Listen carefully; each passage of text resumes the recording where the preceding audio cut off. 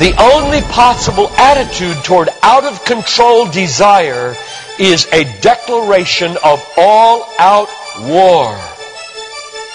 I hear so many Christians murmuring about their imperfections and their failures and their addictions and their shortcomings, and I see so little war. Murmur, murmur, murmur. Why am I this way? Make war! If you wonder how to make war, go to the manual. Don't just bellyache about your failures. Make war!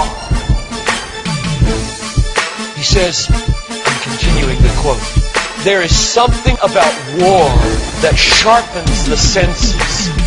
You hear a twig snap or rustling of the leaves and you are in attack mode. Someone coughs and you are ready to pull the trigger.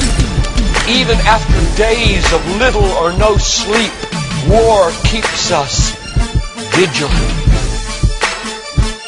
There is a mean, violent streak to the true Christian life. But now let's very carefully ask, violence against whom? Or what? Not other people. Not other people. Not other people. Not Muslims. Not Hindus. Not Buddhists. Not atheists. Not secularists. Not nominal Christians. Not wives or husband or children or ornery bosses. But on every impulse in our soul to be violent to other people. Violence, a mean streak in Christianity, against our own selves.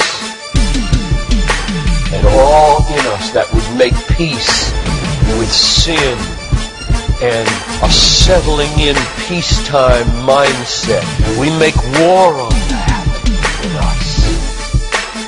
It's a violence against all lust in ourselves, all enslaving desires for food, caffeine, sugar, chocolate, alcohol, pornography, money, the praise of man, approval of others, power, fame. This is our enemy. This is where we make war. It is a violence against all racism in our souls, all sluggish indifference to injustice in our souls, a violence against all indifference to poverty and indifference to abortion in our souls. Did you know that in the warfare of Romans, Satan doesn't show up until chapter 16? We tend to think of spiritual warfare as this little thing where you find some way to pray or some way to lay hands on or some way to do a Satan thing.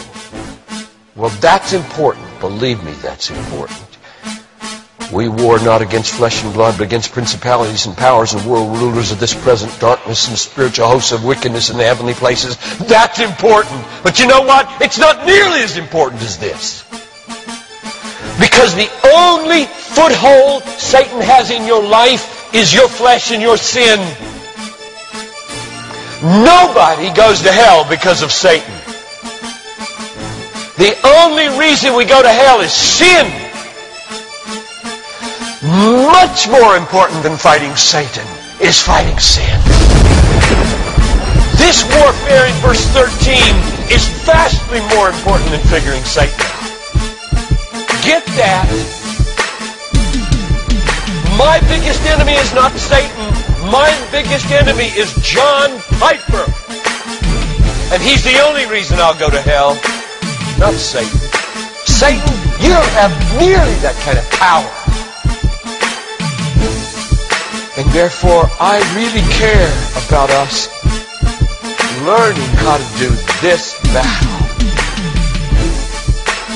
Christianity is not a settle in, live at peace with the world the way it is religion. Like most Christians live their daily lives. Verse 13. If by the Spirit you kill. There's a mean streak in Christianity, and it's not against anybody else but ourselves. In fact, it's against the meanness of ourselves against other people. If you feel like you're a mean person against others, a harsh person, a critical person, you know your problem? You haven't learned to make war. You haven't learned to be mean. You haven't learned to get violent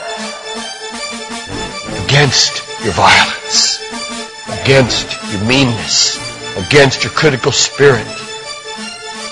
And you complain of it, talk about it, but have you made war 24/7 against it?